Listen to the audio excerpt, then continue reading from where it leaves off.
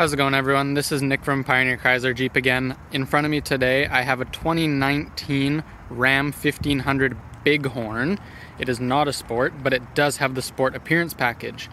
The way that this one is optioned out, the first thing I thought is you're pretty darn close to a sport and you're saving a heck of a lot of money. So I'm going to show you around the Bighorn today, and then I'll leave it up to you to decide if it's worth it saving all the money but getting a few less features, or if you would just go for a sport yourself.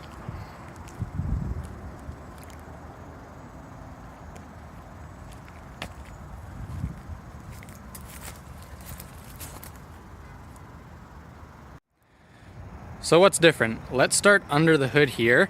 It does have a Hemi in it, so that is the same as the Sport, but when you close the hood, the big difference is it doesn't have the Sport hood on it.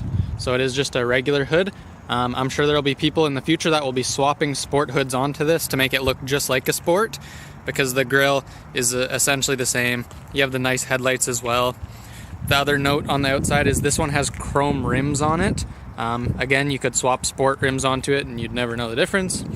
You don't have active running boards. You have the regular running boards, which are perfectly fine to me. And the only other thing I noticed on the outside is it doesn't have the Kissy system, is what we call it. You don't have your proximity key for getting in and locking the vehicle. You actually have to touch your key. It's pretty tough in 2019. I know you actually have to pull your key out to hit lock and unlock, but I'm sure you can manage when you're saving quite a bit of money. Alright, let me give you a quick overview of the interior now. So the interior, you do have a lot of nice features still. I really like having the bucket seats up front. They're not the bench. They are power. They are heated. You still have a heated steering wheel as well. You have adjustable pedals. You have an 8.4 inch screen that I'll dive into in a little bit. What I'll note the difference is, obviously you have cloth instead of leather, and they're not ventilated in the Bighorn compared to the Sport. And the other thing that a lot of people love that this one does not have is the big panoramic sunroof. That's a big thing for a lot of people, but other than that, the inside, I would have nothing to complain about in this truck.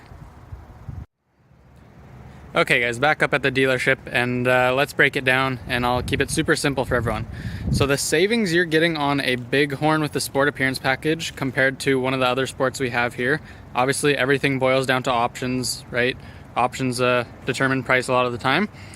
You're saving close to 10 grand if you're getting a Bighorn instead of a Sport, and that's a lot of money.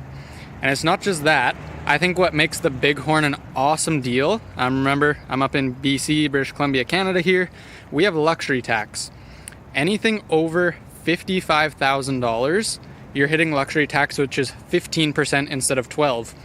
A Bighorn Sport appearance package, you can get under luxury tax, which is huge. So it's not just the $10,000 in savings, it's all the tax savings as well. So again, remember, you're missing out on a panoramic sunroof, some leather seats that are ventilated, a few more bells and whistles, but it's up to you.